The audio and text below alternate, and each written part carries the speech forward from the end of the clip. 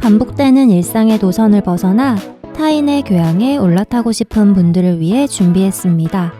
본격 지식생각 시선 투척 방송 개별 교양 환승센터 159회 문화편 지금 시작합니다. 안녕하세요. 안녕하세요. 문화예술을 즐기는 따뜻한 인상주의자 김센트입니다. 정치사회와 문화 콘텐츠를 좋아하는 장민동입니다. 질문을 건네고 음악으로 표현하는 공소울입니다. 세상 모든 비주류와 마이너 감성을 좋아하는 허유생입니다. 반갑습니다. 안녕하세요. 반갑습니다. 오늘은 후원과 댓글을 읽고 시작을 해볼 거지만 후원이 없으므로 댓글부터 읽으면 될 것 같습니다. 네, 좋습니다. 소울님. 제가 먼저 읽어보겠습니다. 저는 캡틴 박 파일럿님의 댓글이었는데요. 네. 잘 들으셨다고 하시고 저를 또 환영해 주셨어요. 그리고 또 방송 듣다가 저의 유튜브를 방문해 주셨나 봐요. 그 중에서 이제 라붐이라는 영화의 음악을 제가 커버한 게 있는데 그 노래를 잘 들으셨다고 댓글을 남겨주셨습니다. 뭐죠? 리얼리티. 그 외 헤드셋 끼워주는 장면. 도로도. 오늘 이렇게 신명 났어요. 가사가 뭐죠? Dreams my 그거를 딱 커버한 거를 들으셨구나. 그러신가 그게 봐요. 최근 거예요? 아니요, 그게 제일 오래된 거긴 한데 제 유튜브를 방문하면 제일 처음에 나오는 음악이 딱 그렇구나. 그게 조회수가 제일 높거든요. 나도 우리도 들어봐야겠다. 순투님은 소울님 노래 들어봤다며요. 정말 좋아요. 제 신곡 다들 들어보세요. 꽃자리. 꽃자리. 저도 들었습니다. 들었어요? 그럼요. 네. 어때요? 좀 반응이 오나요? 반응은 없어요. 사실 이게 없다기보다 처음 나왔을 때보다는 계속 줄어드는 게 좀 어쩔 순 없더라고. 그래? 네. 그래도 우리가 저번 방송에서 얘기를 했잖아요. 맞아요. 그리고 그 방송이 아직은 업로드가 안 되어 있어서 맞아. 우리가 아직 모르는 걸 수도 있다. 빨리 업로드해요. 업로드하면은 떡상이 800명이 아주 미미하면 말씀해 주세요. 네. 그러면 한 번 더 홍보하면 되니까. 좋아요. 네. 아마 파일럿님도 듣고 좋으셔가지고 댓글을 한 번 더 남기신 것 같고. 이런 노래로 밈 만들면 안 돼요? 어떻게요? 그거를 요새 하는 사람들도 있더라고. 밈 전용 노래를 만들어서 네. 그런 것도 있던데. 어... 약간 소울님은 네. 로맨틱한 노래들을 보통 많이 만들잖아요. 네. 그럼 밈 노래를 만들면 좀 튈 것 같은데? 어떤 걸 얘기한 거지, 순트님은? 그건 탕후루처럼. 그런 거를 앞머리 소울님이 같이. 직접 작업해가지고 두 분이서 협의하십시오. 원하지 않죠? 그런 거. 제가 그런 거를 잘 못해요. 그러니까 뭐랄까요, 좀 가볍게 접근하는 방식이 좀 좋을 것 같은데 저는 굉장히 뭔가 너무 많은 생각으로 항상 접근을 해가지고 만약에 그런 걸 한다고 해도 막 어떤 게 재밌을까? 어떤 게 사람들이 좋아할까 하다가 못할 것 같아요. 근데 소울님 공연 가잖아요. 네. 그런 행동합니다. 진짜요? 저는 공연을 몇 번 봤으니까 아는데 네. 흔히 약간 꾸러기 모드로 이렇게 변화가 돼가지고 노래는 로맨틱하지만 그 중간중간에 이제 진행을 하고 사람들의 반응을 이끌어야 되잖아요. 그럼 이제 매력을 발산하기 시작하고 그럴 때 약간 우리가 흔히 아는 그런 밈 박사들처럼 이렇게 약간 그런 분위기를 띄워요. 그게 아무래도 호응을 이끌기 위해서는 얌전한 거보다는 활동 액션이 중요하잖아요. 그쵸. 그러니까 저도 모르긴 아니지만 의도적으로 하고 나면 부끄러움이 몰려와요. 그럴 때 이제 약간의 그 표정을 짓는데 그걸 항상 빈동님은 꾸러기 표정이라고 근데 그 하더라고요. 어떤 느낌이냐면 네. 사랑에 빠지기 직전 썸 타는 연인들한테 하는 그런 뉘앙스로 그 진행을 한다 그래야 될까? 네. 그래요? 약간 그런 느낌을 받아요. 저는 남자기 때문에 그리고 소울님은 평소에 잘 알고 있기 때문에 그 장면이 이제 조금은 귀엽게 다가와서 매번 언급을 하는데 여성분들한테는 되게 호응이 좋지 않나요? 그럴 때? 글쎄요, 아무런 피드백이 없는데. 그래? 내가 볼 때는 좋은 것 같아요. 그러니까 가서 한번 봐야 되겠다. 약간은 마음이 간질간질 해주는 멘트를 그래요? 이분이 지금 간질간질해지셨. 내가 간질간질했던 기억이 나. 그래요? 그런 것들도 유튜브에 영상 올라오면 딱 좋을 텐데. 약간 노래 말고 멘트나 진행 같은 거? 공소울 꾸러기 모드 모음. 그런 걸 기대해 봅니다. 네. 어쨌든 간에. 캡틴 박 파일럿님. 네. 감사합니다. 와주셔가지고. 아마 댓글도 달아주신 분이 계신데 캡틴 박 파일럿님이 아니실까 하는 생각이 드네요. 그래요? 네. 우리도 가서 달아야겠다. 소울님 유튜브 가서. 네. 좋습니다. 유생님? 네. 호우주님께서 달아주셨는데 네. 포스칼릴님이시라고 하더라고요. 네. 감정의 지도편 들으시고 댓글 남기셨습니다. 읽으면서 좀 감동을 받았던 게 다시 들으면서 메모도 하고 꼼꼼하게 경청했다 이렇게 말씀해 주셔가지고 네, 마치 교양 수업 들으시듯이 들으셨다라는 게 좀 민망하면서도 감사하더라고요. 약간 요생님이 좋아하는 댓글 스타일이잖아요. 내가 한 거를 약간 알아주고 나만 할 수 있는 것들을 이렇게 발견해 주신 느낌. 네. 맞아요. 따뜻한 댓글이던데요. 맞습니다. 그래서 고마운 선물 같은 에피소드라고 말씀해 주셔서 선물 에피소드에 정말 잘 준비한 게 아닌가라는 생각을 했습니다. 그리고 다른 댓글에서도 언급해 주셨지만 약간 분노할 만한 요새 경험을 하셔가지고 네. 힘드셨던 것 같아요. 근데 맞아. 그때 딱 치유가 되는 에피소드가 아니었나 싶기도 합니다. 포스카일렐님 앞으로 저희가 어떻게 불러야 될지는 모르겠는데 그러게요. 효주일까요? 이게 호우주? 포스카일렐님도 포스카일렐님. 얘기하시는 게 얘기하는 게 조금 더 나을 것 같고 네. 쓴트님도 읽어주시죠. 네, 저는 신동부다님이 댓글 달아주셨는데요. 뱅크씨 편 들으시고 소울님은 제가 하고 싶은 말을 다 해주시고 쓴트 유생님은 제가 듣고 싶은 말을 다 해주신다. 네. 빈둥님이 빠졌죠? 빈둥님이 그렇게까지? 라는 생각이 들 정도로 의심을 하셨다. 하지만 의미가 있었다. 라면서 채찍과 달콤한 약을 동시에 주시는 댓글을 달아주셨어요. 그런데 이 댓글 읽기 전에 제가 편집을 했잖아요. 편집 들어보니까 빈둥님 없었으면 좀 안 됐더라고요. 그렇습니까? 네네. 그래서 신동부다님께서 잘 들어주신 것 같아가지고 기분이 좋았습니다. 쓴트님이 편집한 거를 제가 마무리를 했잖아요. 네. 저는 제 머리를 약간 쥐어받고 싶어졌습니다. 약간 너무 뭐라 그래야 될까? 너무 가긴 했어요. 깝친다 그래야 될까?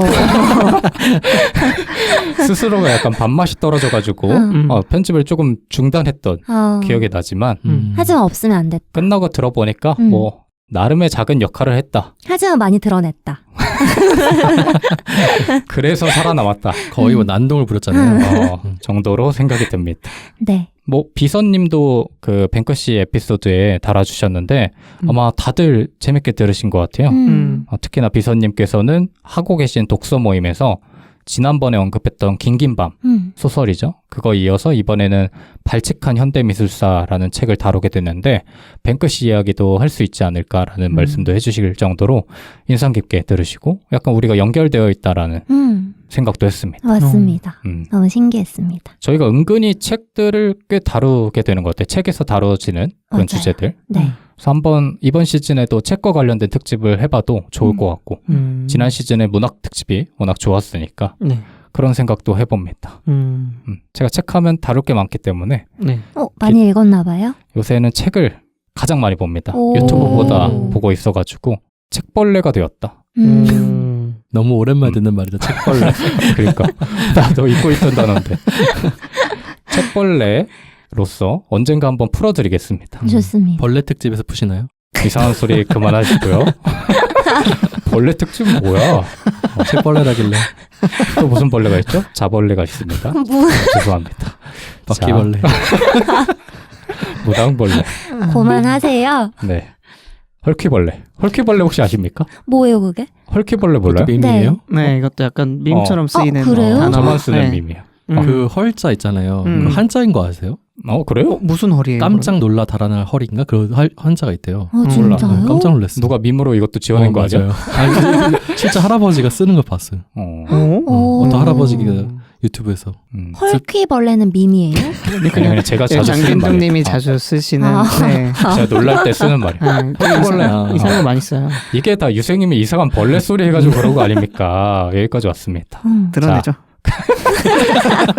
그래서 이번 주에도 댓글을 많이 남겨주셨는데 오랜만에 읽어보면 가영찍님, 신동뿌다님, KKKK님, 캡틴박 파일럿님, 코머스코머스님, 비뚤어진 관뚜껑님, 포스카11님, 비선뿌이님, 처절한 몽타주님께서 저희와 함께 해주셨습니다. 감사합니다. 네, 잘 부탁드립니다. 네, 감사합니다. 오늘부터는 새로운 특집이 시작되는데 쓴트님께서 기획하신 특집입니다. 맞습니다. 무엇이지요? 제가 문화편을 준비했는데요. 네. 저는 깜짝 놀랐습니다.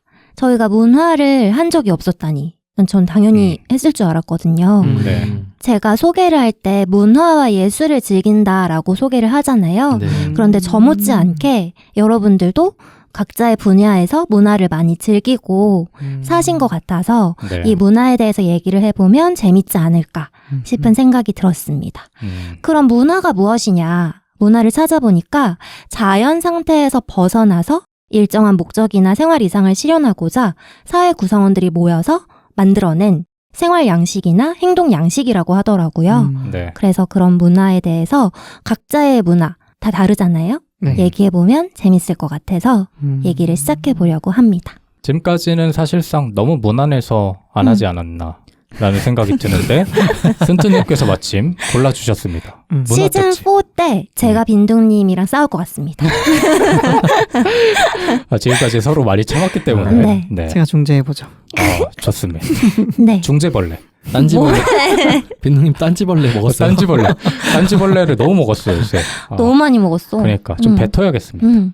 그만하고 이제 쓴뜨님, 그래서 네. 문화편의 첫 번째 에피소드 무엇입니까? 첫 번째 에피소드는 제가 최근까지 겪었던 문화, 최근까지도 몸담았던 문화인 결혼 문화. 근데 결혼 생활 문화가 아니라 결혼식까지 이르는 그 결혼 문화에 대해서 이야기를 해보려고 합니다. 할 말이 많죠. 할 말이 많죠. 네. 할 말이 많은데 네. 이거를 어디서부터 어디까지 말해야 되는지 좀 고민이 되더라고요. 그래서 오늘은 몇 가지만 추려가지고 이야기를 해보도록 하겠습니다. 네. 여러분은 인생 계획에 결혼이라는 것이 있으신가요? 있었던 적이 없습니다. 아, 그래요? 네. 최근에 그래도 관심이 생기지 않았어요? 그건 최근이지만 네. 뭐 어렸을 때부터 많은 사람들이 그런 것처럼 로망이 있거나 계획을 세우거나 상상을 해보거나 그랬던 적이 없습니다. 못할 줄 알았어요. 못하고 있잖아요. 그렇습니다. 마치 한 것처럼 얘기하시네요. 그러게. 한 줄? 왜 한 것처럼 얘기했지? 우리 몰래 한 거 아니야? 어찌됐든 간에 네. 긍정적인 생각을 해본 적은 없는 것 같아요. 그 이후의 삶을. 그래서 아마 상상을 안 했던 것 같고. 그런데요? 지금은 변화가 있는 거예요? 지금은 이제 현실적으로 조금씩 생각은 하고 있죠. 다만 그게 어려워요. 그 지금까지 쌓아왔던 나름의 가치관을 긍정적으로 변화시키는 게 어려워, 저는. 그냥 늘 부정적으로만 생각하고, 특히나 결혼에 대해서. 그리고 막연한 불안감, 막연한 불안함도 있죠. 그쵸. 그 이후에 지금까지 사실 나름의 안정을 찾아서 살아왔는데, 또다시 불안한 환경에 처한다라는 거에 대한 두려움이 있죠. 그런데요? 다른 분들은요? 네. 저는 인생 계획에 결혼이 당연히 있었어요. 이렇게 뭐 당연하게 있잖아요. 네. 그 대학 가고 군대 가고 취직하고 그냥 이 계획이 저는 디폴트로 저한테 있었거든요. 그래서 저는 30살 되면 결혼하는 줄 알았어요. 네, 그리고 그 뭐 한두 해 뒤에는 아기가 있지 않을까 하는 생각이 있었는데 안 했네요. 앞으로는 어떠세요? 네. 앞으로도 그 좋은 사람을 만나면 꾸준히 같이 살고 싶긴 한데 저는 결혼식을 올릴지에 대한 거는 아직 잘 모르겠어요. 결혼을 그러면, 하더라도 네. 그래. 서류상으로는 하고 싶다? 서류상으로 뭐 해서 좋으면 하죠. 뭐 그냥 만약에 뭐 대출이 금리가 낮게 나온다거나 뭐 아파트에 들어갈 수 있다면 해야죠. 뭐 그게 좋은 거면. 결혼 생활 자체를 회의적으로 보는 건 아니에요. 그렇진 않아요. 네, 같이 사는 게 도움이 될 것 같아요. 저한테는. 빈도님은 결혼한 다음에 결혼식 할 거예요? 그게 좀 문제인데 네. 부정적으로 생각했던 이유 중에 하나가 아닐까. 결혼식은. 오늘 이야기 나누고 나면은 네. 안 한다고 할 것 같아요. 만약에 결혼식 없이 결혼할 수 있어. 그리고 함께 하고자 하는 배우자가 동의해. 결혼식 하지 말자 하면은 옳다커니 하고 긍정적으로 생각할 것 같아요. 하지만 제게 있어서 결혼식의 부담이 굉장히 크다라고 하면 결혼에 대한 생각도 사실 긍정적으로 바뀌기가 어렵지 않을까. 네. 유생님은요? 저는 했으면 좋겠다. 결혼한 다음에 결혼식은? 결혼식은 일반적으로 하진 않을 것 같아요. 일반적? 일반적으로 많은 사람들이 하는 공장식 웨딩홀에서 하고 싶진 않다. 그렇다면? 다른 방법들을 찾아보고 싶어요. 더 화려한 거를 생각하는 건 아니죠? 네. 더 화려할 수도 있지 않아요? 공증식이 아니면 화려하든 안 화려하든 더 좋지 않을까 하는. 저는 그 어바웃 타임이 나오는 그 결혼 장면 너무 좋아하거든요. 저도 너무 좋아해요. 그래서 그렇게 교외에 좀 작은 교회라든지 사람들과 어쨌든 나를 축하해주러 온 사람들과 많은 시간을 보낼 수 있는 결혼식 하고 싶어요. 우리 모두 일반적이진 않은 생각을 가지고 있는 것 같아요. 본인은요? 저는 차차 얘기할 텐데 예전에는 유생님 같이 하는 게 로망이었어요. 작게 교회에서 진짜 소중한 사람들 그리고 진짜 나를 위해 하루를 내줄 수 있는 사람들이랑 소박하게 하고 싶다라는 게 생각이었는데 생각이 변화하게 된 이유도 오늘 말씀드릴 수 있을 것 같습니다. 저는 소박은 아니에요, 근데. 아 그래요? 많이 왔을 것 같아요. 아 그래? 네. 그것도 특이한데. 박박 긁어모아가지고 오라고. 웬만하면 공정식을 꿈꾸지 않는 사람들 소박한 걸 생각하지 않아요. 저도 옛날에 스몰 웨딩 이런 거에 좀 그게 로망이 있었어요. 네. 근데 안 돼. 뿌링이 너무 뭐가 많아. 안 돼요? 요즘 청년들이 결혼을 하고 싶어 하느냐에 대해서 좀 찾아봤어요. 여러분은 지금 조금 부정적인 분도 있고 그래도 결혼을 하고 싶다는 분도 계시는데 결혼을 해야 한다고 하는 청년들이 2012년에 비해 2022년에 12% 정도 감소했어요. 그리고 신기한 게 20대 때 결혼해야 한다. 그러니까 20대 사람들이 결혼을 할 거다라고 말하는 사람들이 35%거든요. 그런데 30대 되면은 높아질 것 같아요? 줄어들 것 같아요? 높아질 것 같아요. 맞아요. 높아졌어요. 저는 줄어든다고 생각했거든요. 왜냐하면 이제 혼자만의 생활 양식이 구축되면 결혼보다는 혼자 사는 걸 원하지 않을까 싶었는데 40%로 올라갑니다. 그래서 나이가 들어가면서 좀 같이 할 수 있는 동반자를 조금 더 원하는 게 아닌가라는 생각을 했어요. 근데 이 사람들이 결혼을 왜 하지 않느냐에 대해서도 조사를 했어요. 네. 통계청에서 2022년에 조사한 자료에 따르면 28.7%의 사람들이 결혼 자금이 부족해서 결혼을 하지 않는다라고 대답을 했습니다. 연인이 있거나 결혼을 하고 싶어도 어느 정도의 예산이 충분하지 않으면 결혼을 망설인다는 거예요. 그리고 뒤따르는 이유가 고용 상태가 불안해서 결혼을 못하겠다라고 얘기를 했거든요. 네. 대부분이 돈에 관한 문제였어요. 네. 그리고 그 뒤를 이으는 게 결혼할 필요성을 못 느낀다라는 것인데 이건 이제 개인적인 이유라든지 사회적인 이유와 맞물려져 있겠죠. 하지만 저는 결혼을 하기로 마음을 먹었습니다. 네. 혼자 이거를 평생을 걸어가기가 좀 외롭겠다는 생각이 든 거예요. 그리고 확실히 주변에 결혼하는 사람이 많아지면 그 모습이 좋아 보일 때, 나도 누군가와 함께 이 인생을 살아나가고 싶다라는 생각이 드는 것 같아요. 네. 근데 저는 운이 좋게도 주변에 언니네도 그렇고 친구들도 나름 행복한 결혼 생활을 하는 거를 봤어요. 그래서 그런 걸 보면서 나도 용기를 내볼까라는 생각을 한 것 같고 그러다가 뭐 같이 맛있는 거 나눠 먹고 같이 놀 수 있는 사람이면 좋겠다라는 생각을 하던 차에 좋은 사람을 만나서 결혼 준비를 시작하게 됐습니다. 네. 제가 결혼에 대해서 고민할 때 네. 우연히 빈진호님의 인터뷰를 본 게 있어요. 빈진호님이 미초바님이랑 결혼을 하셨잖아요. 네. 근데 결혼을 하시고 나서 앨범이 나왔을 때 결혼 생활 어떻게 하세요? 라는 질문을 인터뷰하는 사람이 던진 적이 있어요. 근데 그때 빈진호님이 하신 답변이 인상 깊어서 가지고 왔거든요. 네. 빈진호님이 결혼에 대해서 이렇게 말했어요. 결혼도 커리어처럼 쌓아야 된다. 내 집이라고 해서 혼자 살듯이 행동하면 안 되고 이것도 나의 엄연한 커리어고 내가 최선을 다해서 여기서 새로운 스토리를 써나가야 된다. 라고 말을 하신 적이 있어요. 그러니까 결혼이라는 게 그냥 완성된 사람들이 만나는 게 아니라 두 사람이 만나서 새로운 이야기를 쌓아 나간다는 점에서 되게 인상 깊더라고요. 네. 그래서 그런 마인드로 결혼 준비를 시작했습니다. 그런데 제가 결혼 준비를 시작하면서 깨달은 게 두 가지가 있어요. 첫 번째는 너무나 당연한 얘기인데 결혼은 혼자 하는 게 아니라는 거였어요. 시간적인 문제라든지 예산의 문제라든지 양가의 문화에 대한 문제라든지 이런 거를 반드시 맞춰야 되는구나 라는 생각이 들더라고요. 그리고 두 번째 거는 결혼식은 둘이 하는 게 아니라는 거였어요. 저는 결혼을 준비하기 전에는 이런 생각을 했어요. 결혼식은 나의 날이고 네. 나와 신랑의 날이 아닌가? 그러면 무조건 나와 신랑이 우선이 되어서 우리가 행복한 날이 되어야 되는 게 아닌가라는 생각을 했거든요. 그죠. 그런데 준비를 하면서 부모님이 보이는 거예요. 왜냐하면 저는 어쨌든 부모님의 문화 안에서 같이 살던 사람이잖아요. 그러니까 그분들의 문화도 존중해드리고 싶다는 마음이 그냥 자연스럽게 나왔습니다. 지금까지 함께 살던 부모님, 그리고 가족들, 나에게 도움을 줬던 주변 사람들, 친척들 이런 것들이 막 보이면서 아, 이게 둘이 하는 게 아니구나. 그래서 부모님도 행복한 날이 돼야 되는구나 라는 생각이 들었어요. 그럼 이 단계에서 포기한 건 뭐예요? 이 단계에서 집 가까운 데서 해야겠다 라는 생각이 들었고, 그리고 많은 분들을 모시는데 그게 꼭 나의 지인이 아니어도 부모님이 최대한 원하시는 대로의 손님들을 초대할 수 있을 만한 예식장을 골라야겠다 라는 생각이 들었어요. 그리고 부모님 기준에 어느 정도 만족스러운 결혼식을 치러야겠다 라는 생각도 하게 됐어요.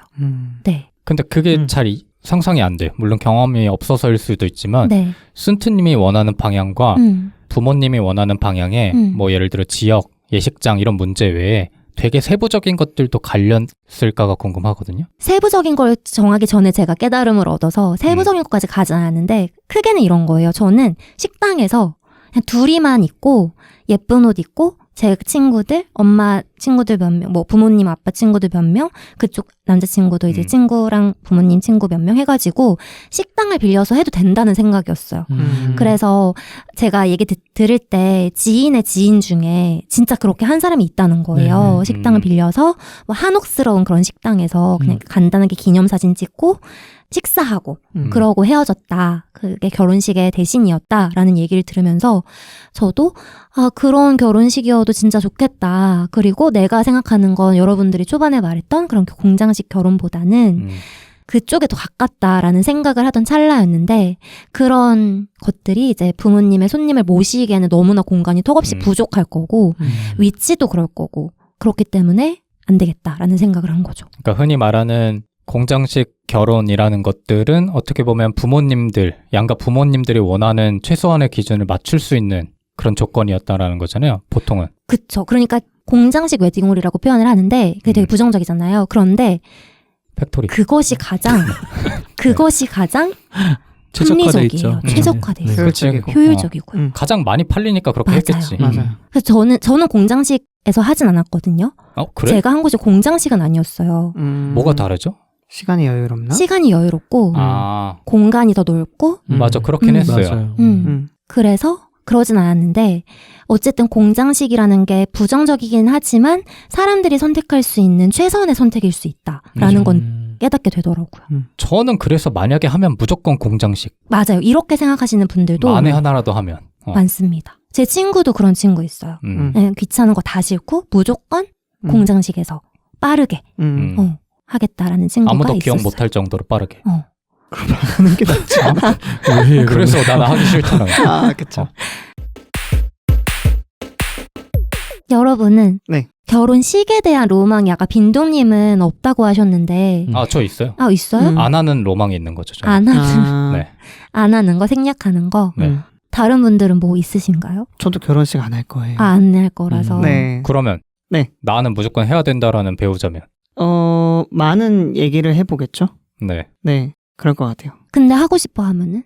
그거는 그때 돼서 이제 큰 다툼을 한번 해봐요. 그러니까. 진짜? 근데 여자친구의 부모님 네. 쪽에서 원하신다. 그래, 사실 여자친구는 맞아요. 그렇게 큰 문제가 안 돼. 맞아, 맞아. 왜냐면 협의하면 되고 평생을 노력하면 돼. 만약에 그때 한번 이기면 져주면 이제 좀 편하게 살아도 되는 거고. 근데 부모님 그쪽 가족들은 설득이 안 되는 거지. 저는 진짜 삼고초려 할 것 같아요. 저는 정말 하고 싶은 생각이 없습니다. 왜 하기 싫나? 라고 하면 어머. 자네. 내가 지금 네. 뿌린 돈이 얼만데? 그렇지. 우리 딸이 지금 쉬워 보이나? 자네 결혼해서도 이런 식으로 할 건가? 아니 시작부터 이러면 못해. 곤란해. 그러니까 저는 제가 갖고 있는 가치관들이 있을 거 아니에요. 네. 그거를 가지고 많은 대화를 나눠볼 것 같아요. 근데 타협이 안 돼. 글쎄요. 그것까지는 생각해보지 않았는데 어쨌거나 저는 원하진 않는다는 입장이고. 고집을 꺾을 생각이 없어요? 네, 아직은. 근데 이유는 얘기해야 될 거 아니야. 그렇죠. 이유는 얘기해야죠. 이유가 뭐예요? 그래. 제가 지금 막 떠오르는 이유는 저는 더 본질에 집중하고 싶어요. 저는 결혼식이라는 게 사람들한테 나에게 내가 새로운 관계로 나아가는 걸 공표하는 자리이기도 하지만 결국에 둘의 약속에 더 집중된 곳이라고 생각을 해요. 아까 승트님이 얘기했던 거랑 좀 비슷할 것 같아요.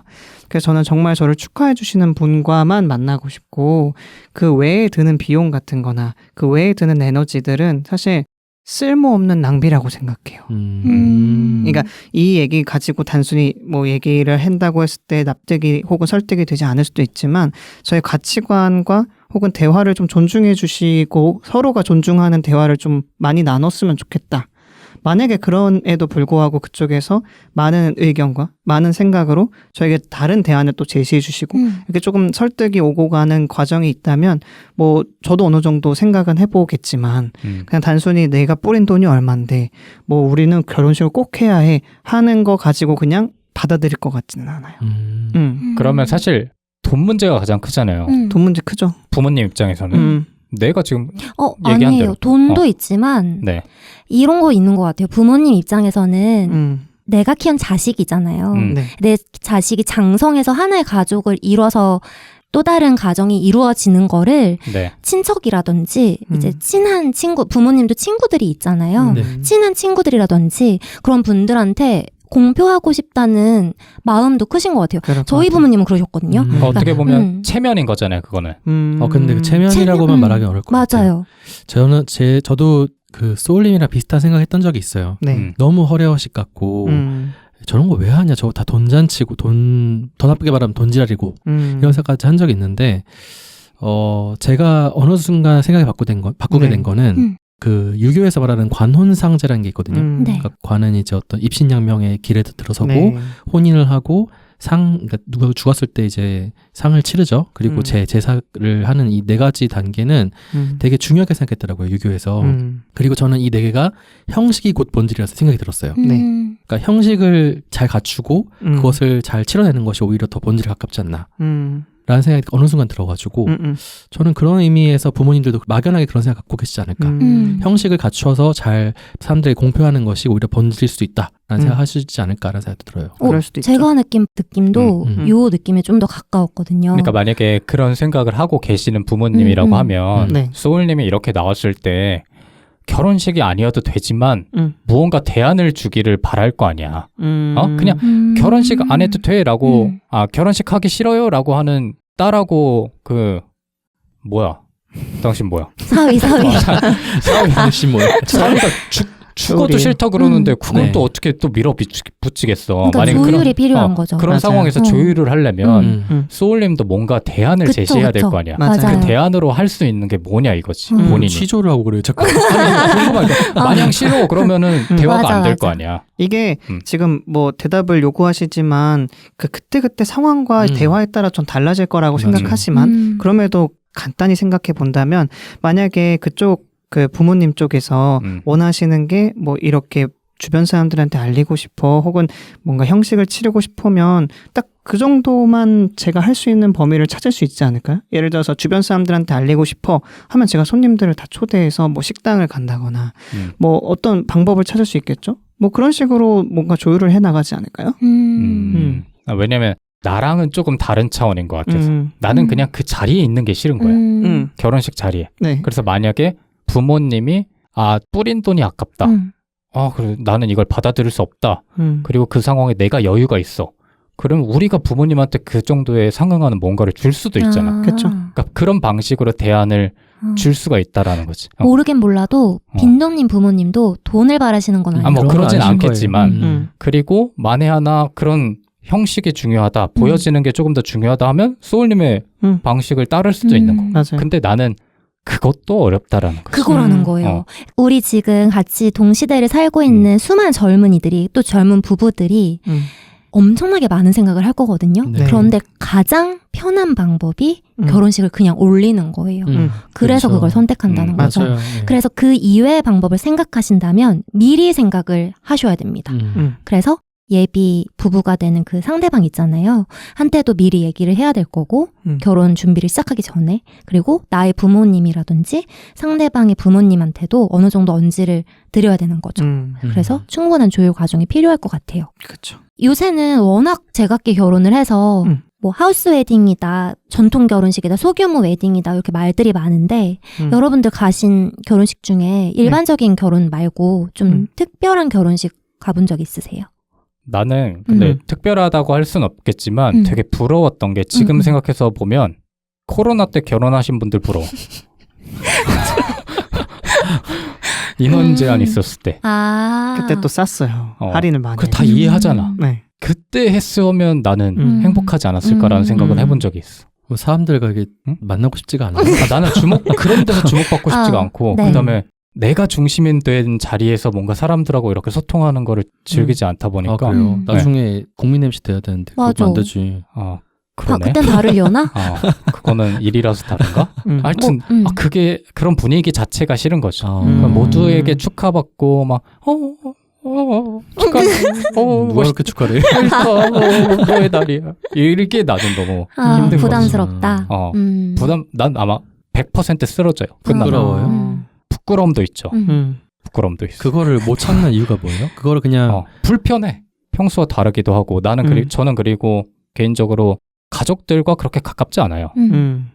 직계 가족뿐만 아니라 친척들도 마찬가지고.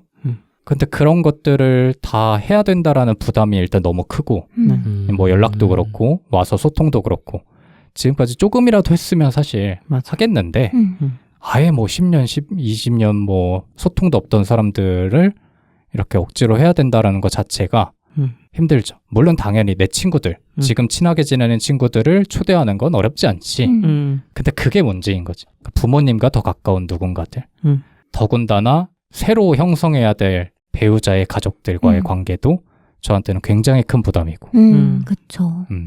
그니까 이게 뭐가 맞다 틀리다는 진짜 없죠. 네, 다들 자기 가치관에 따라 하는 거고 근데 중요한 건 자기 가치관에서만 따라서 하면 안 된다. 맞아. 그러니까 배우자가 될 사람과 그리고 조금 더 넓혀서는 우리 집안과 그쪽 집안의 가치관에 따라서도 어느 정도 협의와 조율을 하는 과정이 반드시 필요하다. 그렇죠. 라는 생각을 했어요. 계속 불편하다라고 얘기는 하지만 언젠가는 선택의 순간이 분명히 올 거라는 걸 알죠. 그렇죠. 그리고 그 순간에는 내가 느끼는 모든 불편함과 이런 것들을 내려놔야 될 각오도 하고 있고 다만 지금 이렇게 얘기하고 있고 행동을 하지 않은 것은 사실 그만큼 지금 결혼이 뭐 눈앞에 와 있는 것도 아니고 지금 결혼 안 하면 너는 인생이 끝나? 죽어? 라고 느끼지도 않는 거고 그렇기 때문에 지금 얘기하는 거지만 막상 진짜 이게 발등, 불이 떨어지면 둘 중 하나를 선택해야 되겠죠. 선생님 말씀은 그렇게 막 닥쳐가지고 생각해보지 말고 맞아요. 미리 조금씩 생각해보라는 말씀 아닐까요? 맞습니다.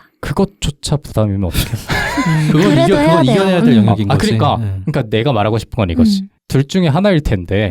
둘 중에 하나? 아니에요. 네, 제가 준비하면서 느낀 건데. 아니야, 하거나 안 하거나. 그렇죠. 결혼식을 하거나 안 하거나. 결혼식뿐만 아니라 결혼 자체를. 근데 그게 아직 나한테는 확신이 없는 거죠. 예를 들어서 소울님은 어렸을 때부터 결혼에 대한 긍정적인 생각이 있고 자연스럽게 상상을 했다고 하지만 나는 아직 할지 안 할지도 모르는데 내가 앞으로 느낄 수도 있을 불편함을 지금부터 맞이하기가 싫은 거죠. 저런 애들이 꼭 하더라. 맞아.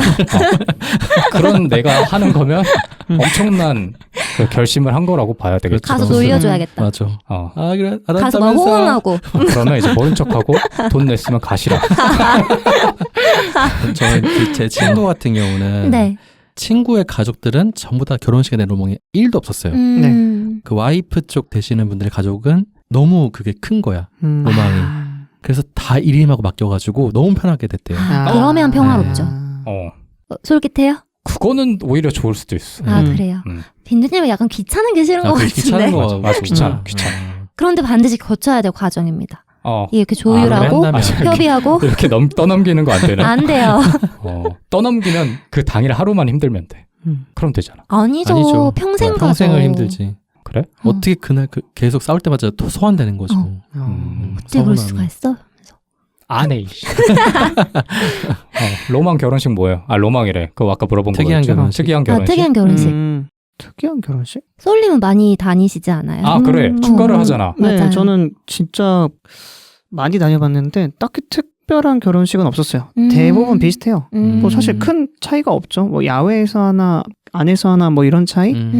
저희 뭐. 셋이 같이 간 특이한 결혼식 있잖아요. 아, 약간 전시회장? 전시. 네, 전시 결혼식. 그러네. 거기 특별하긴 했죠. 뭐였어요? 그러니까 저랑 유생님이랑 소울님이 아는 지인분이 네. 전시회장을 빌려서 거기에 본인들의 히스토리가 담긴 전시를 하면서 사람들을 초대한 거죠. 와 고생하셨겠다. 결혼식이 전시회였어요. 맞아요. 근데 마냥 우리가 생각하는 전시회인 것도 아니고 사실 그 안에서도 작은 행사를 하고 이런 식으로 해서 나름의 그런 공통점이 있었던 결혼식인 것 같아요. 맞아요. 그럼 그건 없었어요? 뭐요? 유독 행복해 보이는 결혼식이라든가 유독 행복해 유독 보이는? 좀 씁쓸해 보이던 결혼식 이런 거 없어요? 그러니까 유독 행복해 보이는 건 사실 많은 분들이 행복한 표정을 짓고 계시니까 알 수 네. 있는데 유독 씁쓸해 보이는 건 하객분들이 많이 안 오셨을 때 너무 좀 제가 다 씁쓸해요. 네. 이게 아무래도 사회자도 존재하고 하니까 사회자분께서 호응을 많이 유도하시거나 할 때 네. 하객분도 이렇게 보시잖아요. 네. 저도 볼 테고. 근데 되게 듬성듬성 있거나 혹은 이제 사진 찍는데 친구분들 다 올라와 주세요 했는데 한 10분 올라오신 경우도 있고 막 진짜요? 그러거든요. 그럴 수 있죠. 그럴 수 있는데 뭐랄까 이게 제 시선으로 한번 생각하는 걸 수도 있지만 그분들도 그럴 때는 그렇게 행복해 보이지 않는다는 생각을 그래요? 한 적이 있어요. 근데 뭐 그거는 예전보다는 좀 인식이 많이 바뀐 것 같아요. 요새. 맞아요. 그렇기도 하고 큰 문제도 아닌데 근데 맞아요. 문제라고 하면 스스로가 약간 부끄러워하는 사람들은 있어. 근데 뭐 사실 그분들이 아무 생각 없고 그냥 행복하실 수 있어요. 근데 제가 괜히 그렇게 생각하는 걸 수도 근데 있고. 그 스스로가 부끄러워하는 사람들은 하객 알바를 쓰잖아. 맞아요. 근데 그러다 보면은 좀 씁쓸할 수도 있겠다라는 생각은 들어. 뭐 나는 그냥 내가 지금까지 친한 사람들만 불렀고 상관없어 하는 사람은 굳이 그렇게 쓰진 않을 거 아니에요. 맞아요. 그럼 그런 사람들은 표정에서 당당하고 막 행복하겠지. 네. 근데 하객 알바를 써서까지 뭔가 보여지는 거에 신경을 쓰는 사람이라면 좀 조금 씁쓸해 보이지 않았을까라는 생각도 들고. 그분들도 행복할 수도 있어요. 그래? 그쵸. 뭐 모르는 거죠. 사실 끝나고 났더니 진짜 쓰기 잘했다 뭐 했을 수도 있고. 옛날에 그래서 인터넷에 그런 거 있었는데 하객 알바를 경험하는데 조금 잘해보겠다 해가지고 아는 있어요. 척했다가 귓속말로 그냥 가만히 계시라고 나대지 마시라고. 맞아요. 그래서 쌍욕을 이렇게 인터넷에 후기를 남겼다. 미친놈이라고. 그렇구나. 그런 사람도 있고. 근데 여러분한테 좀 희망적인 거는 네. 제가 해보니까 이제 부모님 세대도 이 결혼식이 자기의 취향에 맞춰서 한다는 걸 인지를 하고 계세요. 그래서 저희 부모님 같은 경우도 뭐 이런 식으로 할 거예요 라고 했을 때 너 원하는 대로 해라 라는 식으로 말씀을 많이 하셨고 네. 했습니다. 그래서 여러분들이 생각하시는 결혼식을 또는 결혼을 하지 않더라도 결혼식을 하지 않더라도 뭔가 그 모습을 응원하고 지지해줄 준비가 되어 있을 수도 있다 라는 희망적인 이야기를 해보고요. 근데 막상 당일이 되면 행복할 수도 있다라는 생각을 갑자기 드네.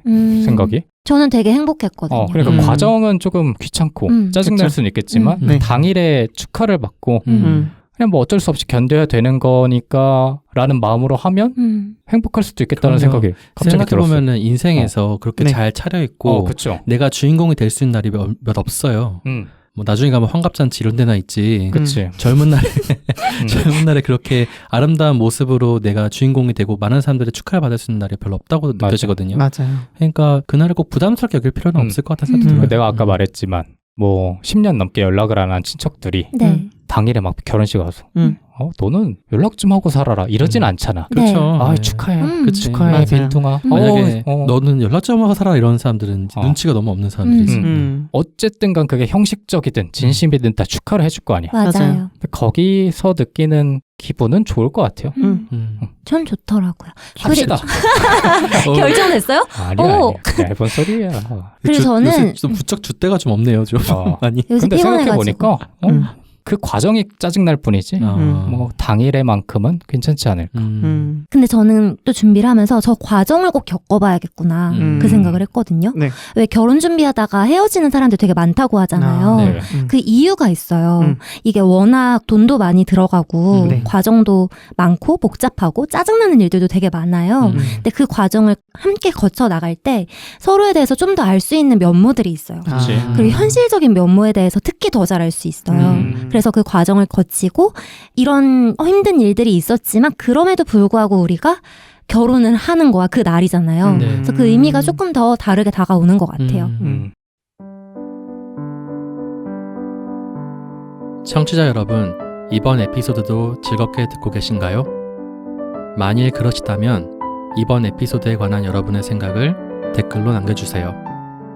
여러분이 남겨주시는 소중한 댓글은 개교환센의 콘텐츠 제작에 있어 아주 큰 힘이 되고 있답니다. 저희들은 여러분의 구독과 좋아요, 댓글을 통해 앞으로 무럭무럭 자라나겠습니다. 그럼 이번 에피소드도 함께 해주셔서 고맙습니다.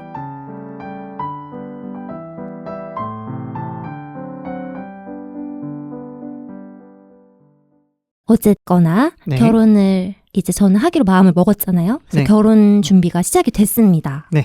결혼 준비를 시작한다고 할 때 보통 프로포즈를 많이 말을 하잖아요. 네. 프로포즈. 그런데 한국식 프로포즈는 따로 있잖아요. 네. 한국식 아시나요? 프로포즈? 호텔 호텔 빌리고. 빌려서 하는 거? 호텔 빌려서 네. 가방과 네. 반지를 가방과 주고 반지와 뭐 호텔에서 꽃 깔아놓고 영상 찍고 영상 띄우고 이제 나 진짜 몰랐어 하면서 이제 인스타에 올리고 와 멋지다. 빈누님이 저렇게 말했지만 네. 저는 그분들의 취향도 존중합니다. 그럼요. 네, 뭐 저도 비싼 존중의 목소리예요. 아닌데? 아닌데? 아니야. 제 소리 빵 터진 거 안 아니야. 보여요? 비아냥의 목소리였어요. 아니야. 조롱의 목소리였는데? 맞아. 맞아요. 조롱의 목소리였어요. 저는 존중합니다. 네. 왜냐면 네. 이제 시작하는 그때 비싼 물건 주고받고 했던 거는 네. 옛날부터 그랬어요. 그래서 그 의미가 있잖아요. 맞아요. 서로의 시작을 할 때 좋은 물건으로 세팅해서 시작한다라는 의미가 있는데 네. 저는 그것만은 싫었습니다.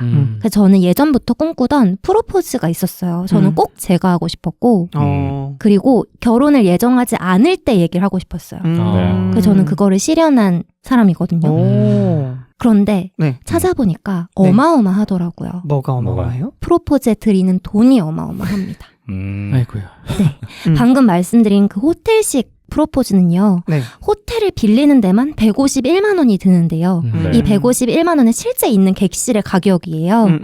빌려서 세팅까지 해주는 게 151만 원인데 그 패키지가 다 있죠. 맞습니다. 호텔 프로포즈 패키지라고 이제 마련이 되어 있고 네.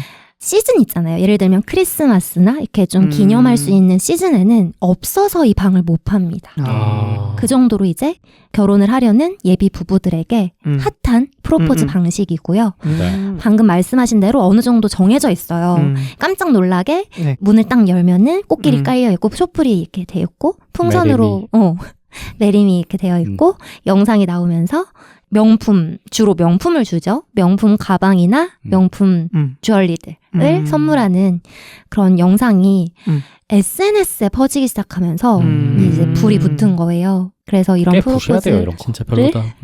많이 주고받는데요. 네. 요새는 프로포즈를 하는 것뿐만이 아니고 답 프로포즈라고 해서 보통 프로포즈? 보통 여성이 처음 받잖아요. 남성에게. 네.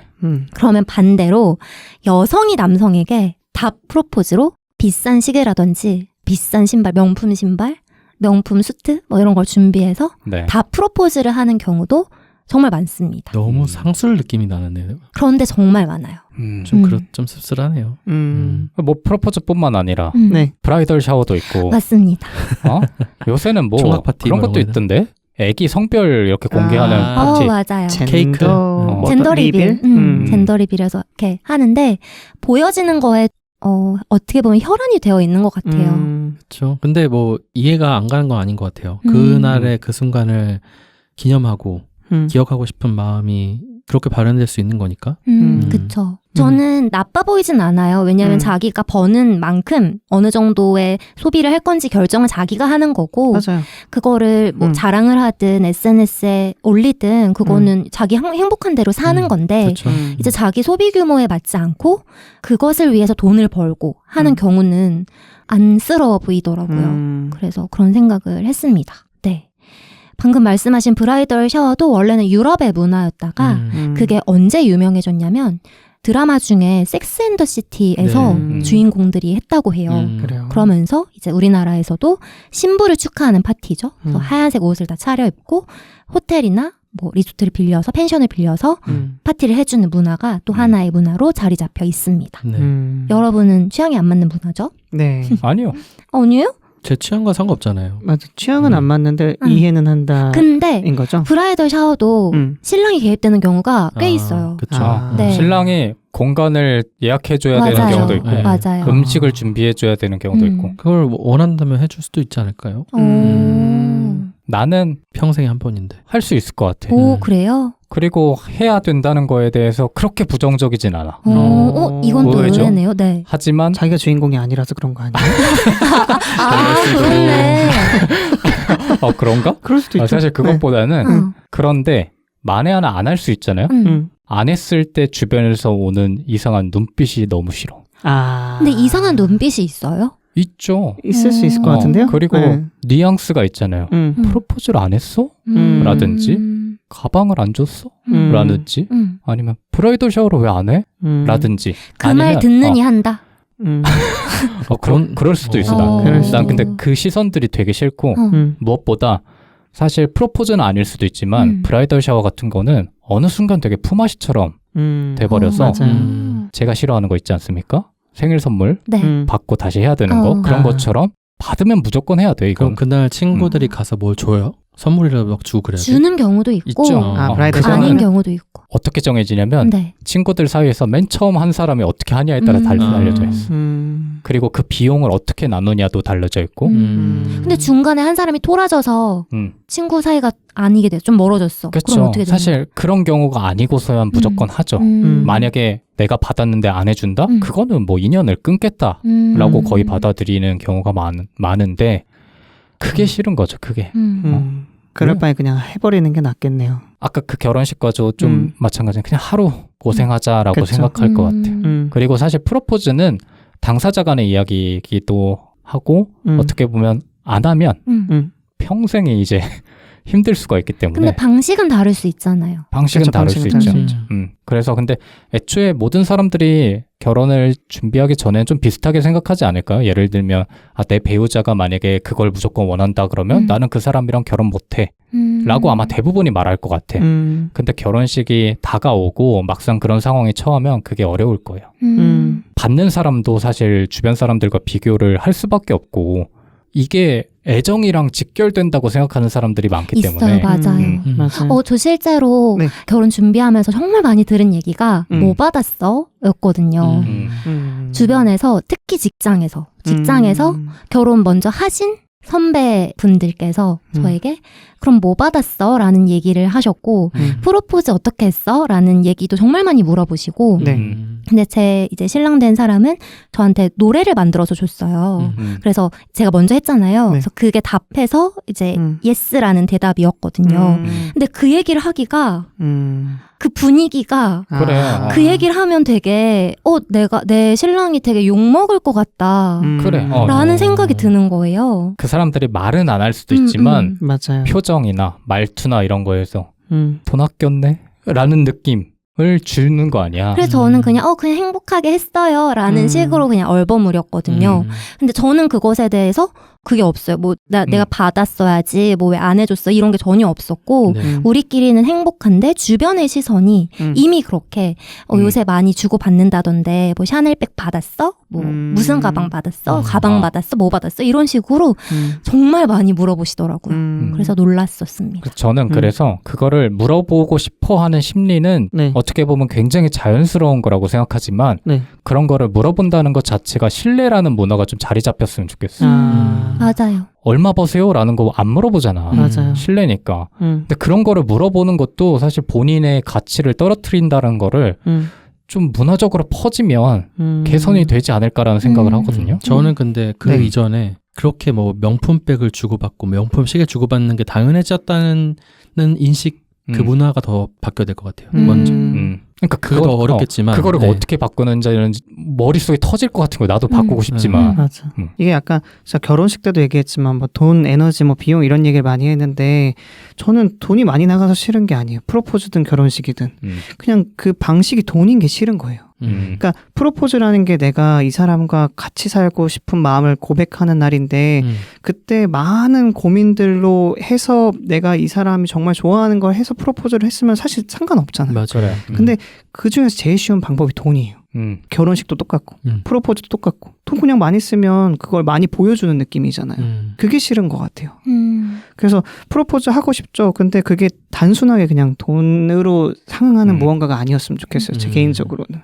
하지만 요즘은 그 돈이라는 게 에너지도 대체할 수 있고 맞아요. 시간도 대체할 수 있고 맞아요. 근데 노력도 만약에 대체할 수 상대방이 원하는 게 뭐 예전부터 엄청 뭐 비싸서가 아니라 나 정말 어떤 한정판 CD가 갖고 싶어. 그게 근데 좀 비싸. 그래서 내가 그 사람을 위해서 내 마음을 표현하기 위해 이걸 좀 조금씩 사서 한번 보여줘야지 하면 저는 오히려 그건 상관없는데 그게 아니라 그냥 샤넬이 500만 원이니까 샤넬 줘야겠다. 그거 말고 이런 거면 좀 나 어릴 싫어요. 때부터 네. 샤넬백이 로망이었어. 그래서 한정판인데 1200만 원이야. 아 그래? 나 이거 꼭 결혼할 때 받고 싶어 쏘라 이러면 어떡해요? 저기 회초리 좀 갖고 와. 그다음에 근데 그거 네. 너무 그런 방식은 좀 너무 비겁해 보여요. 그러니까 그게 어렸을 때부터 난 로망이니까 1200만 원짜리 샤넬을 결혼이라는 명목하에 받겠다. 맞아요. 이 마음 자체가 그렇게 순수해 보이지 않는 것 그러니까요. 같아요. 그러니까 오. 소울님이 말하는 거는 그건 것 같아. 그 사람이 진짜 무언가를 원하는가. 만약에 그게 공감이 되면 근데 막 일기장에 진짜 5살 때부터 그래 그건 좀 예외겠지만 뭐 그렇다면야 대부분이 그렇다는데 이러잖아. 네. 샤넬백을 받고 싶어. 뭐 남자도 마찬가지야. 뭐 500만 원짜리 시계를 받고 싶어. 라고 하면 그 상대가 왜? 라고 물어봤을 때 원래 받아야 되잖아. 혹은 누구도 받았잖아. 아니면 그러니까. 원래 이런 거는 해야 돼. 맞아. 우리한테도 좋아. 그럼 언제 이런 걸 해보겠어? 라고 했을 때 반감은 당연히 가질 수밖에 없지. 맞아. 그리고 실제로 프로포즈를 하는 사람들도 정말 하고 싶어서 그걸 하겠어? 정말 그 사람한테 하고 싶어서 할 수도 있어요. 그러니까 정말 그 사람한테 주고 싶어서 하는 사람도 물론 있겠지만 대부분은 대부분 아니다. 아니야? 대부분 주고 싶어서 하지. 해야 되니까 하는 사람들이 진짜요? 많죠. 사람도 많죠. 그러니까 뭐 어느 게 더 많은지는 그러니까 모르겠지만 뭔가 대체제가 있었으면 대체제를 그치. 선택할 수 있겠죠. 근데 그런 그게 과정 아니라, 중에서 기분이 상해가지고 결혼이 깨진 경우도 많다는 맞아요. 얘기잖아요. 근데 맞아요. 사람들이 그 과정에서 왜 하냐? 그냥 갈등을 일으키기가 싫은 거죠. 그런 경우 많다고 저는 생각해요. 맞아요. 근데 그러니까 이 문화가 너무 싫은 거예요. 그러니까 저는 이런 문화를 최근에 들었어요. 뭐 프로포즈 할 때 백을 주고 시계를 주고 저는 제 친구들은 내 친구도 그랬나라 생각이 들 정도로 전 되게 최근에 듣고 되게 충격받았거든요. 네. 그러니까 프로포즈라는 거 너와 내가 평생 함께할 반려자로 서로 삼아서 결혼을 하자라는 그 말을 하는데 왜 그렇게 고가의 물건들이 왔다 갔다 해야 되고 그렇죠. 그것들이 왔다 갔다 해야만 내 마음이 표현된다고 생각하는지 이 맞아요. 문화 자체가 전 너무 좀 껄끄럽게 느껴지더라고요. 맞아. 근데 만약에 순트님이 생각했다시피 주고 싶어서 하는 사람들이 더 많았다고 하면 예를 들면 이런 상황도 있을 수 있잖아요. 만약에 내 와이프가 500만 원짜리 시계를 준대. 근데 내가 그게 받고 싶지가 않은 거야. 그래서 내 와이프한테 받았다 치고 주변에 그렇게 알리고 이 500만 원으로 여행을 가자 우리 같이. 이럴 수도 있잖아요. 네. 그렇죠. 맞아. 근데 그럴 때 나는 시계를 무조건 줘야겠어 라고 우기는 사람이 몇이나 될까라는 생각도 들거든요. 그치. 맞아. 그러니까 진짜 주고 싶어서가 아니다. 그러니까 그거 목적이 시계에 있지가 않은 거죠. 근데 예를 들면 그런 상황에서 그렇게 말할 수 있는 사람들이 많지는 않으니까 지금 이런 상황이 벌어지겠지만 뭔가 아까 소울님이 말했던 본질과는 근데 이건 아까 쓴트님이 겪으신 경험으로 오히려 얘기할 수 있을 것 같은 게 주변에서 뭐 받았는지 물어봤다 했잖아요. 네. 그 자체가 프로포즈가 어땠는지를 물어보는 건 아니었잖아요. 그렇죠. 그런 것만 봐도 주변에서 정말 내가 이 사람에게 프로포즈를 하기 위해서 하는 것보단 주고받기 위해서 하는 사람이 더 많지 않을까에 대한 반증이 아닐까요? 예를 들어 요새는 그럴 거 아니야. 뭐 소울님이 노래로 프로포즈를 한다고 가정을 해봅시다. 네. 그러면 나는 사랑하는 사람을 위해서 노래를 작곡해서 불러줬어. 그리고 프로포즈를 했어. 라고 하면 사람들의 머릿속에는 그래서 뭐 줬는데? 가 떠오를 거란 말이죠. 그럼 그때 뭐 했어? 어디에서 줬어? 호텔에서 근데 했어? 여러분 네. 공원에서 했다. 그런데 네. 걔 중에는 그래도 어떤 사람이야를 먼저 묻는 사람들이 있다는 것을 그럼요. 희망적인 맞아요. 것으로 삼고 그리고 마지막으로 하고 네. 싶은 거는 네. 하고 싶은 말이 많은데 나는 그렇게 하는 개개인들을 뭐라고 탓하고 싶지도 않고 맞아요. 탓해서는 안 된다고 생각하는데 그들도 어쩔 수 없이 해야 되는 거를 너무 많이 봤고 맞아요. 남성의 입장에서요? 남성이든 여성이든 그리고 제 주변에 이제 결혼한 친구들이 많이 생기지 않았습니까? 네. 돈으로 그냥 해버리는 게 가장 편하다는 말을 너무 그러기도 많이 해요. 받은 거야. 맞아요. 근데 사실 프로포즈는 결혼의 시작점이 아니야. 거의 끝에 하잖아요, 요새는. 요새는 그렇죠. 저는 그것이 그렇죠. 가장 요새는 그렇잖아. 그랬어요. 네. 힘이 없대, 그때쯤이면. 녹초가 돼가지고 여기서 뭔가 갈등을 만들고 뭔가 대안을 계속 내고 이럴 힘이 없다라는 거예요. 네. 그럴 바엔 그냥 하자라는 게 프로포즈에서 맞죠. 끝나는 거예요 오늘. 그러니까요. 이제 프로포즈밖에 못 왔는데 결혼 못하게 네. 생겼네. 하지 맙시다. 근데 네. 프로포즈만 봐도 결혼 문화라는 게 얼마나 자본주의 논리에 포섭되어 있는지를 그러네요. 느껴지는 것 같아요. 맞아요. 저는 그게 좀 아쉬워요. 아까 그런 사람들을 욕할 수는 없다고 말씀하시긴 했는데 그런 것들이 당연한 문화가 되게 만드는 사람들은 저는 좀 싫을 것 같아요. 그런 것들 당연하게 받아들이고 이것들이 당연한 문화니까 이건 지켜야 되라는 어떤 법칙을 만들어내고 맞아. 이거 결국 어쨌든 설득정 다수의 사람들이 해내는 일이잖아요. 그게 너무 싫은 것 같아요. 그러니까 문화가 움직여갈 때 이 결혼에서도 자본이 너무 많이 개입이 되어 있고 네. 그리고 상술이 너무 많이 개입이 되어 맞아요. 있고 그리고 과시하고 싶은 것과 보여주고 싶은 것 이런 것이 너무 많이 지금 들어가 있어서 이 문화 자체가 우리의 입장에서는 조금 원하지 않는 쪽으로 본질과는 좀 다른 방향으로 흘러가는 면이 있는 것 같죠. 네. 그리고 이게 해결이 안 되는 이유가 있는 게 한 사람들은 아무리 힘들고 짜증이 나도 하면 끝이야. 맞아요. 그 결혼 시장에 대한 문제점을 다시 제기하지 않는단 말이죠. 근데 이제 앞으로 해야 될 사람들은 그 사람들의 히스토리 때문에 혹은 히스토리로 인해서 겹겹이 쌓인 또 다른 문화들을 다 경험해야 되기 때문에 굉장히 불만도 많고 하기가 싫어지는 건데 사실 그래서 기혼자들과 얘기를 한다 그러면 그냥 해라. 하면 편하다 이런 식으로의 얘기를 많이 듣죠. 보통 기혼자들 분 얘기하면은 너 웬만하면 결혼하지 말아라 이러니까. 그래요? 그런 소리 많이 들었어요, 저는. 그런데 여러분들이 지금 말씀하신 부분이 비단 프로포즈뿐만이 아니고 결혼의 모든 과정에 그런 흐름으로 흘러가는 곳이 되게 많습니다. 네. 프로포즈를 하면 식장을 잡잖아요. 그런데 요즘 인기 있는 웨딩홀은 1년 전에도 예약이 어려워요. 그러다 보니까 웨딩홀이 갑이 됩니다. 그리고 이제 웨딩홀을 찾아다니는 예비 부부들은 을이 되는 거예요. 그래서 웨딩홀에서 어떤 식으로 비용에 대한 산출을 하냐면 보증 인원으로 많이 산출을 하거든요. 네. 보증 인원을 줄여주겠다. 이게 할인이다라는 식으로 말을 많이 하는데 그러다 보니까 각자가 받아온 견적이 모두 달라요. 그러다 보니까 정보를 캐곡 해야 되는 거예요. 그리고 발품도 엄청 팔아야 되고 맞아. 이런 것들이 엄청나게 부담으로 다가오고 엄청난 피로감으로 몰려오고 있는 것이 현실입니다. 네. 그래서 웨딩 업계에서는 이런 말도 생겨났어요. 웨딩플레이션.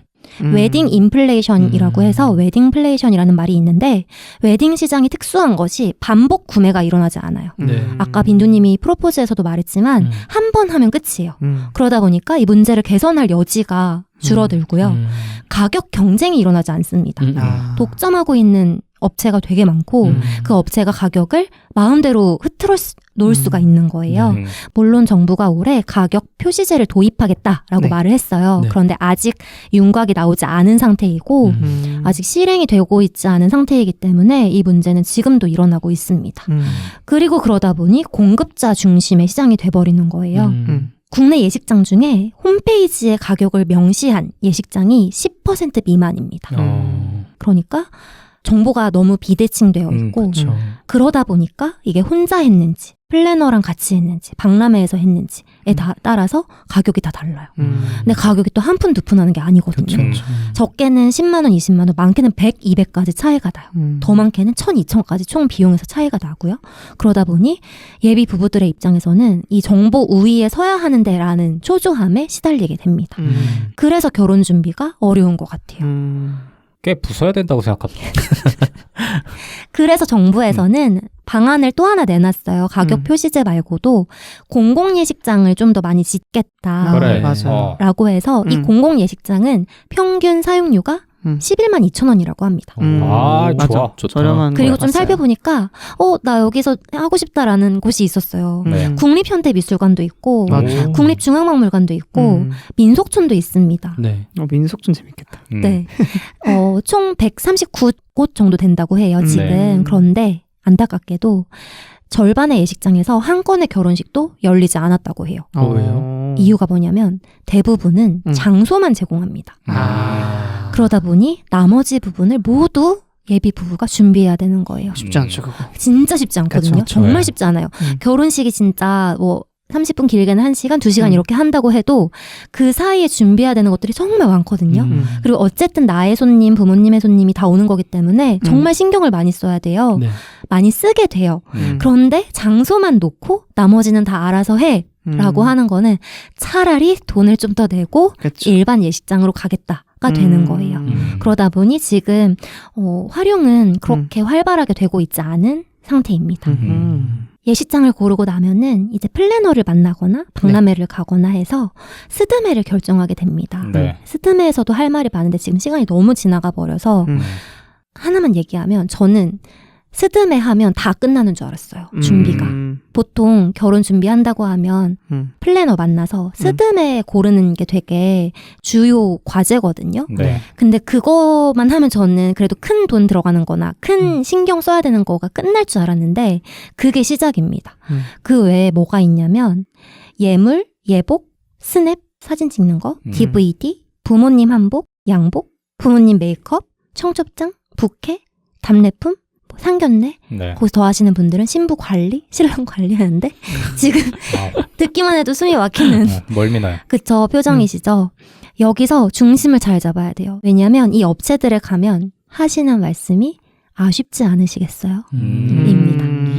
뭐가 당신들이 아쉬운 게 아닐까.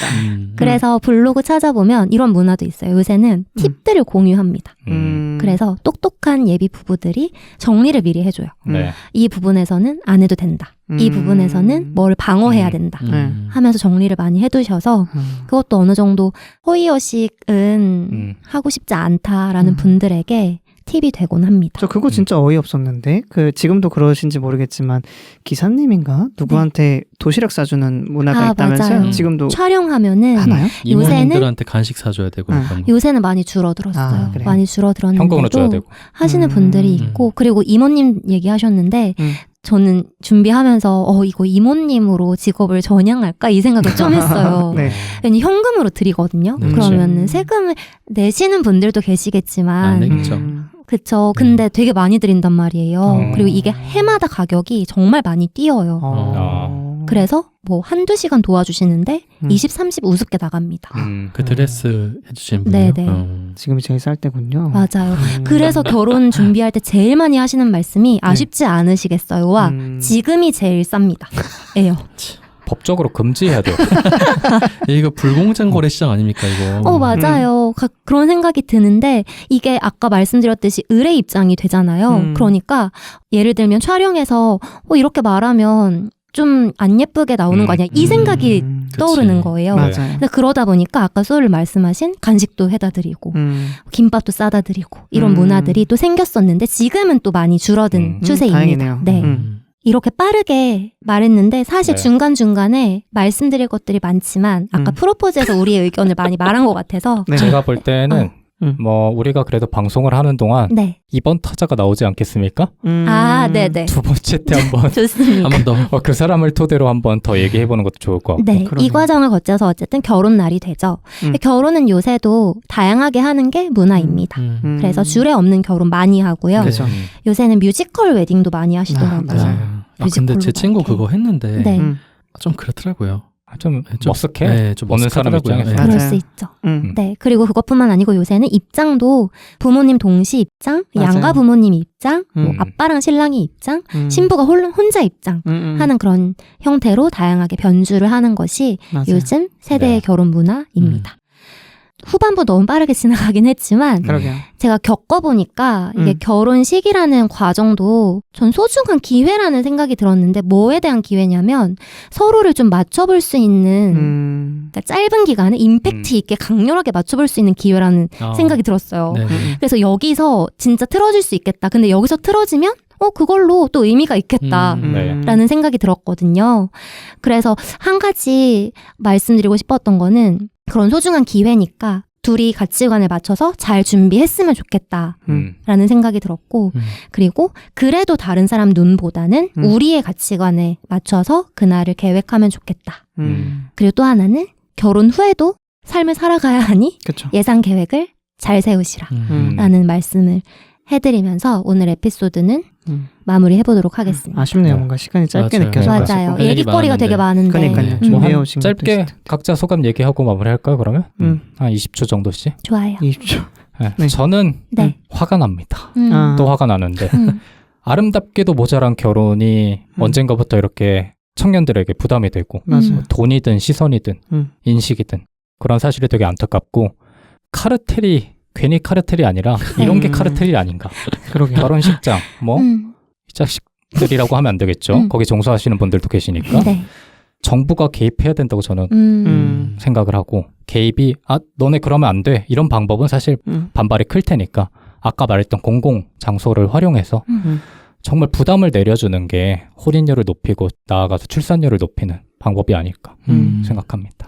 맞아요. 가격 표시제 한다고 하는데 기본 가격만 또 적어놓고 그 이외에 옵션들을 추가하는 방식으로 네. 또 많이 할 거라고 한다고 해요. 그래요. 꽤 부숴야 됩니다. 네. 저는 예전에 그 SNS에 누가 다이소인가 어디인가에서 물건들을 사서 신혼집을 꾸린 거를 올렸는데 두 분이 굉장히 행복해 보이시는 글에 사람들이 댓글을 엄청 남겼어요. 네. 이거 아껴서 뭐하냐 뭐 이런 식으로. 그렇죠. 근데 저는 이 문화와 인식이 사라져야지 정부가 뭘 해도 효과를 발휘할 것 같아요. 제가 이렇게 결혼식에 대해 비판적인 얘기를 나누면 사람들이 꼭 얘기해요. 네가 몰라서 그래. 네가 해보잖아? 너 할 거야. 그리고 뭐 스몰 웨딩? 그것도 돈 더 비싸. 막 이렇게 마치 자기들이 다 판단해요. 저는 그 사람들이 결혼을 비싸게 했든 프로포즈를 뭐 1,000만 원짜리 샤넬을 샀든 욕하지 않거든요. 존중합니다. 근데 반대의 경우가 잘 안 이루어지는 거예요. 맞아요. 네, 그래서 결혼식에 대해서도 상대방의 인식을 그냥 뭐 저렴한 데서 하든 돈을 안 쓰든 좀 존중해주는 문화가 장착이 돼야지 오히려 그 청년들에게 부담이 좀 줄어들지 않을까 하는 생각이 듭니다. 맞습니다. 할 말이 굉장히 많은데 시간이 다 돼가지고 네. 나중에 또 기회가 있으면 또 얘기해 보시죠. 좋아요. 빨리 2번 타자 네. 준비하세요. 제가 한번 네. 좋아요. 노력해봐가지고 방송을 위해서 결심하세요. 자, 방송쟁이로서 네. 한번 해본 다음에 좋아요. 한 번 더 때려보시겠다라는 약속을 드립니다. 그렇죠. 좋아요. 축하드립니다. 결혼. 아, 감사합니다. 네, 고생하셨네요. 맞아, 지난한 오늘 과정을 들어보니까 겪고. 아 네. 힘들었네. 그러니까요. 힘들었습니다. 고생했다. 갑자기 문득 느껴지네요. 되게 고생하셨을 거라는 게. 결혼하신 분들이 이제 좀 달라 보이겠다라는 생각도 저도 들고 그 생각을 네. 했습니다. 그런 생각이 듭니다. 네. 뭐 어찌됐든 간에 문화편의 첫 번째 에피소드는 여기서 마치도록 하고 네. 저희는 다음 주에 문화편 두 번째 에피소드로 돌아오도록 하겠습니다. 고생 많으셨습니다. 감사합니다. 감사합니다.